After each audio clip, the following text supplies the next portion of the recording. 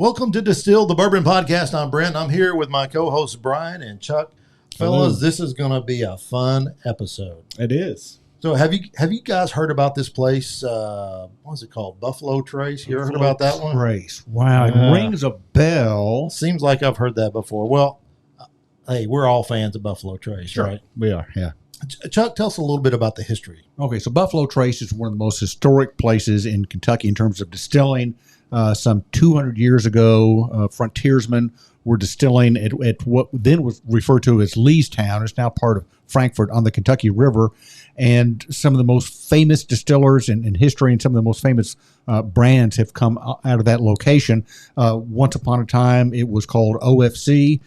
Depending on what era, that was old fire copper or old-fashioned copper. Colonel E.H. Taylor, he's not just a brand, he was a real-life person and huge historic distiller in the late 19th century, early 20th century. Later it became the George T. Stagg Distillery. Now it's known as Buffalo Trace since 1999. So 200 years of distilling experience. Some of the buildings, these old brick buildings, they're 75, 100, 120 years old. At one point, they were remodeling one of the buildings for like an event space, and they discovered, oh my God, underneath this floor, they're fermentation tanks, or fermentation vats. So there's still a lot of mystery. There's a lot of buildings on there. A lot of the old presidents of the company and distillers lived on the property, so like their souls are really entwined in this Buffalo. Yeah, little property. Albert Blanton started there as an office boy, right? He lived across the street or something like that, and worked his way up to the president. And some of the great names: E.H. Taylor, Albert Blanton, Elmer T. Lee. Once again, they're not just brands; they were real life people. They worked on that property, so there's a lot of opportunity for things to have happened on that property. And we have my friends Greg and Jamie Risch with us today. Greg mentioned to me, or maybe Jamie told me about an experience they had. So let me go ahead and ask, did you have any idea that there is belief that Buffalo Trace or parts of Buffalo Trace are haunted? No, we had never been there, and actually, I've never taken a distillery tour at all. Oh, wow. So you started at the best tour on the planet. We did, but it wasn't planned. You had reservations, right? Absolutely not. You're kidding me. No. And you got into Buffalo Trace. It's a Friday. On a Friday without 3:30 p.m. Wow. And for most of our listeners out there, if you haven't been, typically you want to book at least a month out. Right. Otherwise, maybe 6 weeks. Yeah. Especially on Friday, Saturday, Sunday. No way you get in. So you guys get there, you got on a tour. Do you enjoy that tour? We did. So we had a late lunch and popped in, and by chance, a couple of people had canceled. So we got in, and we had no idea what we were getting into. Was it the general tour? It was the Trace tour. The Trace tour. Did you even have any idea that it was hard to get in there? Yes, we did, because somebody had been looking for reservations for a while, and no chance. So I kind of given up. I just wanted to get on the beautiful campus, right? 400 acres. I wanted to see it. And you weren't even up there for Bourbon originally. Of course not, Chuck. No, actually, we had gone through Frankfort. Normally, when we were traveling to Lexington, a PGA tournament was happening, and we have a friend that caddies for one of the PGA players, and we were also up there to see our daughter and help her. She was moving into a townhome, and so normally we would go, through. Just on yeah. We take the highway straight to Lexington. The highway straight to Lexington. I-64, yeah. Yes. But that day we had actually gone into Frankfort because I wanted to go to a consignment shop that is there and drop off some clothes. And we just decided to eat lunch and happened to pass Buffalo Trace. And so while we were at lunch, I even looked at, hey, could we get in maybe Sunday? Because I knew he would be excited about it. I personally had never had bourbon. Okay. And, didn't really have a huge interest in the distilleries at the time. So it was my first experience at a distillery. But Guys, do you see the scorecard here? She gets to go to a consignment shop. I get to go to the distillery. Exactly. But honestly, it was my first time even trying bourbon. So and absolutely loved it. Unbelievable. So I'll tell you about that. In a So you little bit. you get there and you see this campus for the first time. Right. You have to be kind of impressed by those old buildings, and Absolutely. it's just the energy, spirit, whatever it is that's there. It's just a very cool place, right? Absolutely. Yes. So tell us about your tour. How did it go? Well, the tour was fantastic.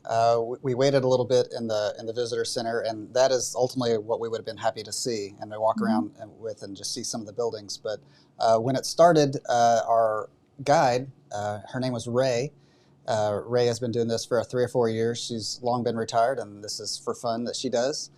She asked everyone in the group to tell where they were from, and Jamie and I were the only two from Kentucky. So it's clear there's a reason why it's sold out all the time. There's a lot of interest, and people do travel to see this. Do you recall who came the farthest? No, but there was some Pennsylvania people, and seemed like somebody from Wisconsin as well. So she started the tour, and she, to Chuck's point on the history, she walked through the ownership and the periods and how it changed, and how it went from the beginning up until the current, and some of the history and some of the statistics in regards to how much they make, how they do it. Before we took a step into anywhere, she wanted us to understand the history. Sure. It was really fascinating to hear. I very much enjoyed it. And just seeing, once we started the tour, the different buildings, and she had explained to us how a tornado had came through. Do you remember what year that was? It wasn't that long ago. It was, I believe, about 20 years ago. Yeah. Was it? Yeah. And how it took that roof off. Part of the Rick House. Yeah. They actually part have of the Rick a House. bottle. A Rick House. Yes, a Rick House. And then how they ended up that those barrels got exposed to all of the elements. And then they were able to taste that, and it was amazing bourbon. And the Yeah. marketing department says we have solid gold Yeah, here, we folks. have a Tornado Survivor Warehouse C Right, is right. the warehouse it was in. So Okay. Warehouse C has a great history. It A does. lot of crazy things have happened Yeah. there. So was that where the ghost experience was? That would have been No. cool. It was not. No. Wait. You had a ghost experience.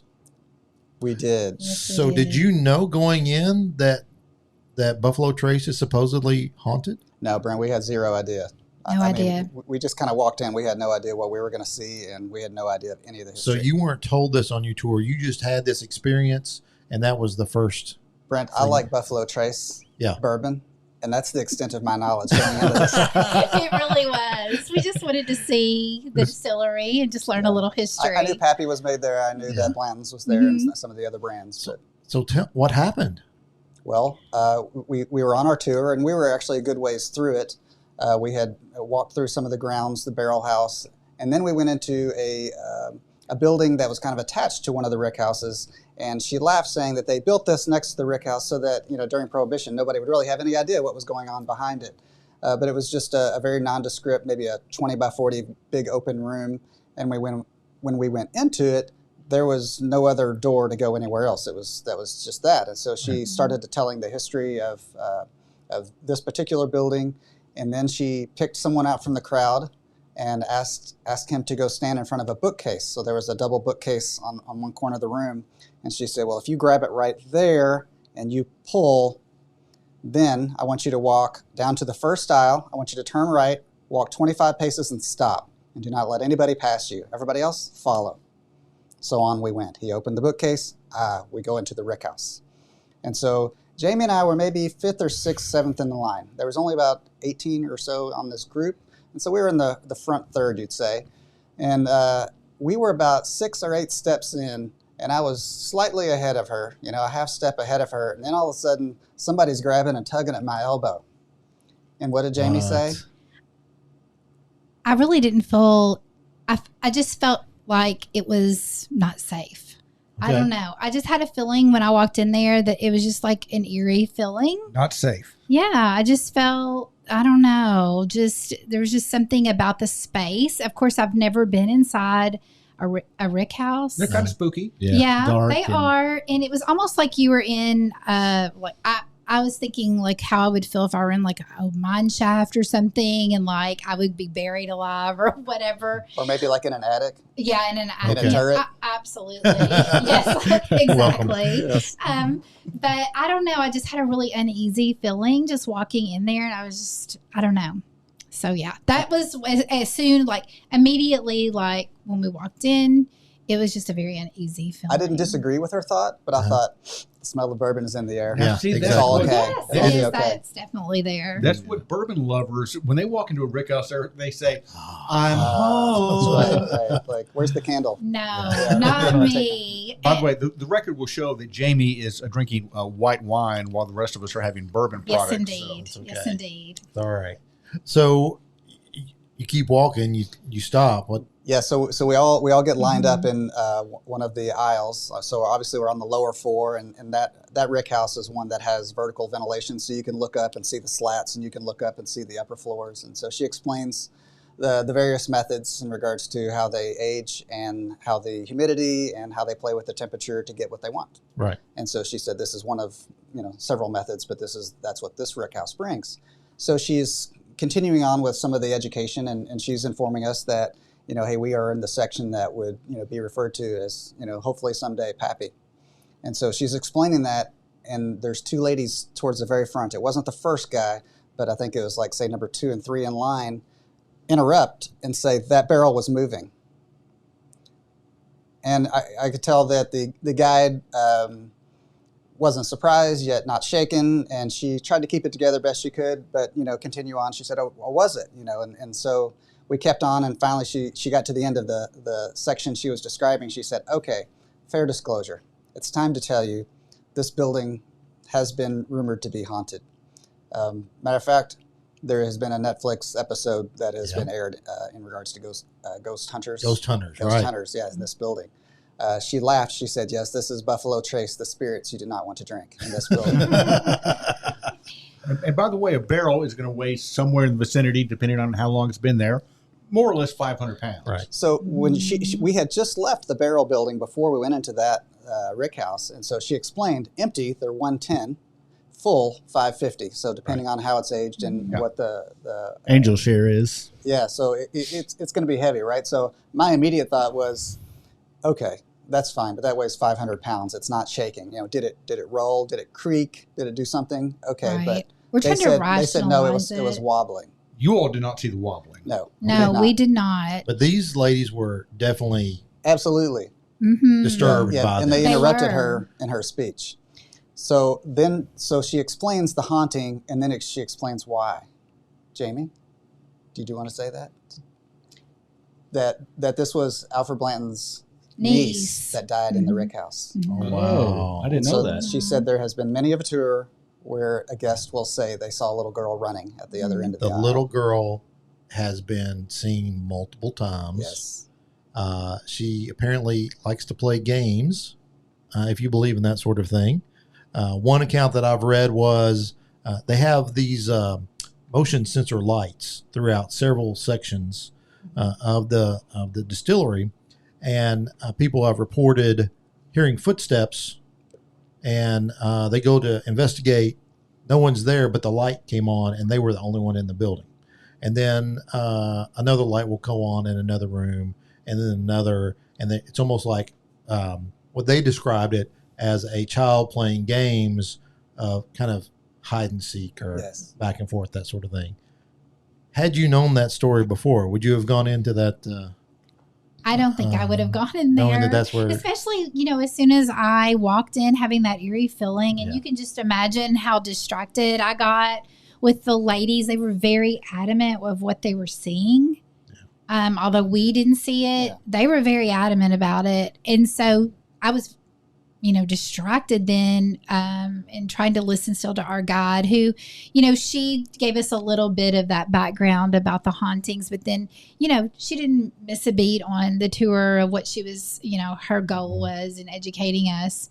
And so So but you're a trained psychologist. I am You're a school psychologist. So did your professional brain kick in as you were evaluating what these ladies were saying that they thought they saw?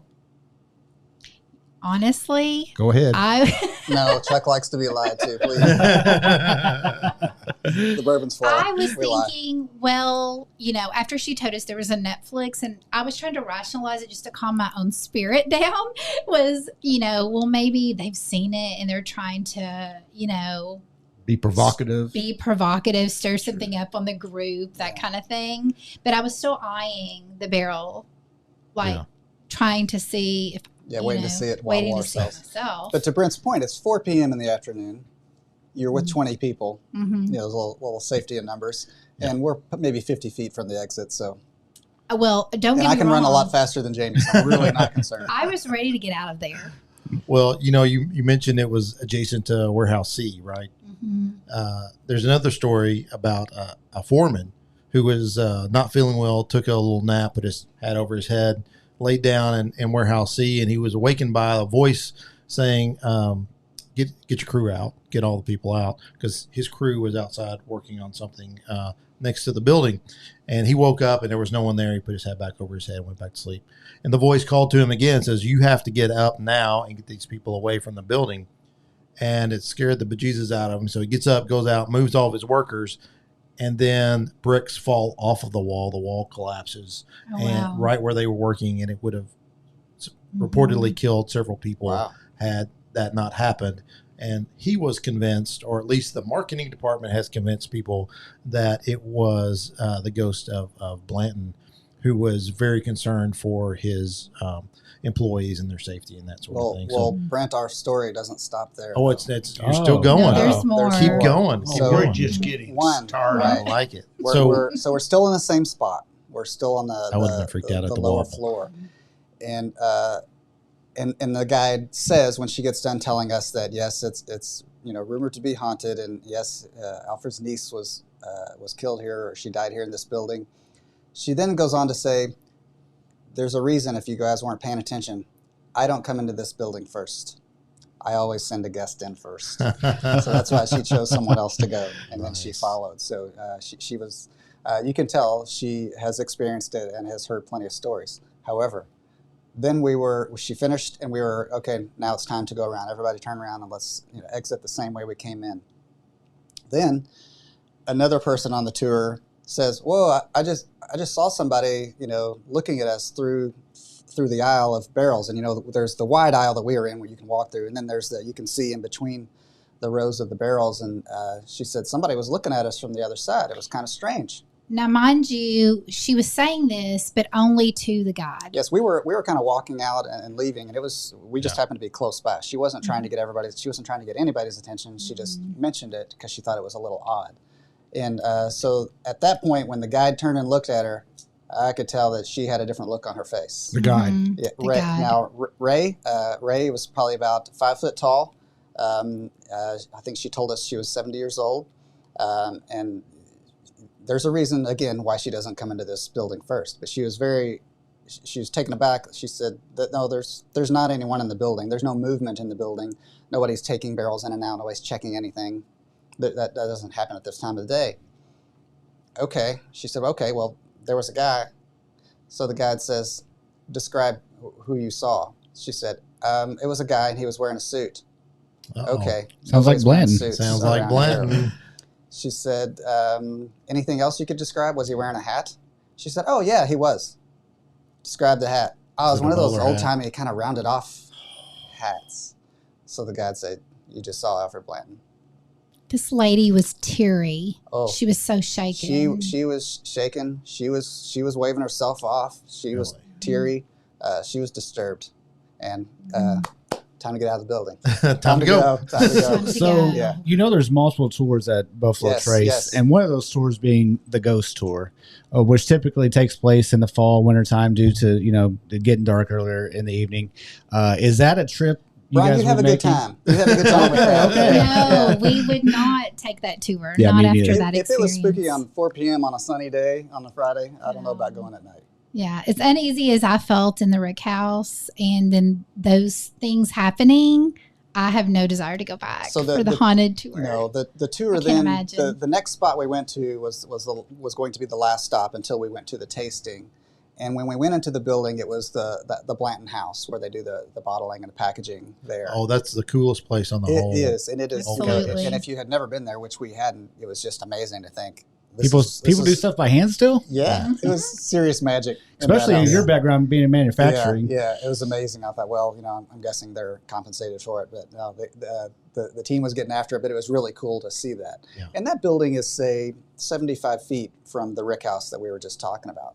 And so it's 5 minutes later, and she's talking about how they do it, some of their activities, the numbers, who works there, all these types of things. We give applause to those that have worked because we appreciate their good, fine work. And the lady who had mentioned seeing Alfred, she's still over there, fanning herself off. She's having a hard time with it. Wow.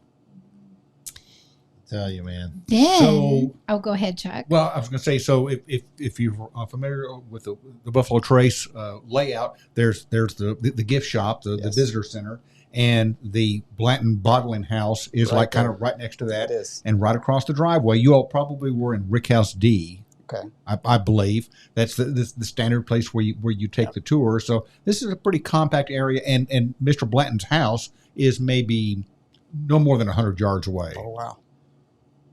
It's interesting. So next we go back into like the gift shop area and to go up for our tasting, which was my first time tasting bourbon. How did that go? Amazing. But as we were going in, our guide, of course, Greg and I were one of the first with the guide up the stairs and into the tasting room. And so the guide stopped and was talking about the lady who had seen, she said she saw Alfred. Albert? Albert. Yeah, that's right, Albert. She saw Albert. Yeah. And so then that guy was like, oh, so I could tell like there had been sightings maybe previously, but even that guy was like taken back a little. But definitely our guide Ray was. Yes. So I have seen a video of a Buffalo Trace employee who I believe he was a tour guide, and I believe he was in Rick House D, and he described he went in first, and he's in one of those wider corridors kind of on the exterior of the building, and he looked down and he saw a figure, he saw a person, and he's thinking, well, there are people in here checking barrels, so he didn't give a lot of thought to it. But as he's just kind of casually watching, he sees the guy turn and, as he describes it, walked into the barrels. Well, he's not so sure about that. I think he heard one of his guests say something like, where did that guy go? As you mentioned, there's little corridors between the barrels where they go and check to see if there's a barrel leaking. And this guide says he walked down there to take a look. And these corridors are pretty long and pretty narrow. And he peeked down there, and there was no one there. And he said there was not enough time for that guy to have disappeared down that corridor. So it was a little unusual. And he described this guy wearing kind of a light color. I believe the word he used was like a Dickie. I know there's a Dickie brand of clothing that is kind of sort of semi-work clothes now. But I'm going to say kind of like coveralls. Okay. And that's what he recalled seeing. Sometime later, somewhere in the archives of Buffalo Trace, there's a picture of Albert Blanton wearing these kind of beige coveralls, and the guide, as he tells the story, says, "That's what I saw. That's who I saw." Wow. Well, that's very cool. So, interesting experience. Now, I would also not go to the haunted tour, but I can't wait to go back and take a regular tour. Greg, you going to go back? Absolutely. I think I'd like to see some of the other tours, to see some of the other buildings that we didn't get to go in. So, Did you get to see the big tanks and the fermenters and the? We saw them from a distance, but we didn't go into those buildings. Yeah, it's so much fun to go up right to those tanks, and just smell and feel, and you can almost taste the air. That's a pretty good tour too. I've told the story before that I had a retired chemical engineer give me the tour So he and I connected from the very beginning, and we were talking, physical and organic chemistry the whole time. And I hope those other people that will go back one day and get a better tour, but I loved it. It was right down my alley. So Jamie, what do you think? You can go back and get another tour at Buffalo Trace sometime? Absolutely. And, we did the tasting, and I really loved Eagle Rare. Oh, yeah. Nice. Good stuff. Taste. Now, did you try it neat? Did you like it neat or on the rocks? Yes. It was neat. It was all Oh, okay. Everything was neat. Yes. Yeah, so we started with they make Wheatley vodka, so she started with Wheatley vodka, and then we moved to Buffalo Trace, and as appropriate, she taught everybody how to do a tasting properly, which was put half of it in our mouth, swish it around, let it open up everything, and then give it a minute, and then do the next tasting. Yeah. And then the next was again all neat was Eagle Rare, and then after that we had Bourbon Cream. Yeah. Love it. And they had a little root beer, so they had us taste the bourbon cream, and then they had us mix in a little root beer, and we enjoyed a little sweetness. Little Freddy's is always good. Yes. Yeah. All right. So this is a freak show. I've been to a lot of distilleries. I've been on the Ghost Tour at Buffalo Trace. I've toured Buffalo Trace, I don't know, half dozen times or something with my wife or friends. I have to get reservations weeks in advance. You all just show up and there's an opening. I go on the Ghost Tour and all I see is a dark rick house. You go on the Ghost Tour and there's barrels moving, and Albert Blanton is inspecting barrels. They should have bought a lottery ticket that day. Yeah, exactly. Can I go on a tour with you guys? Absolutely. Absolutely. Road trip. I'm in.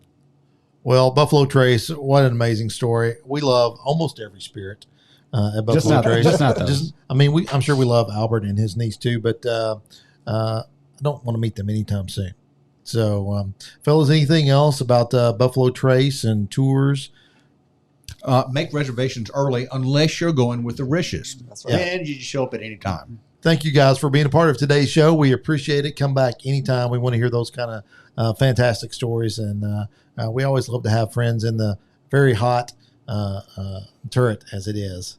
So with that being said, this is Distilled Bourbon Podcast. We ask you to please drink responsibly.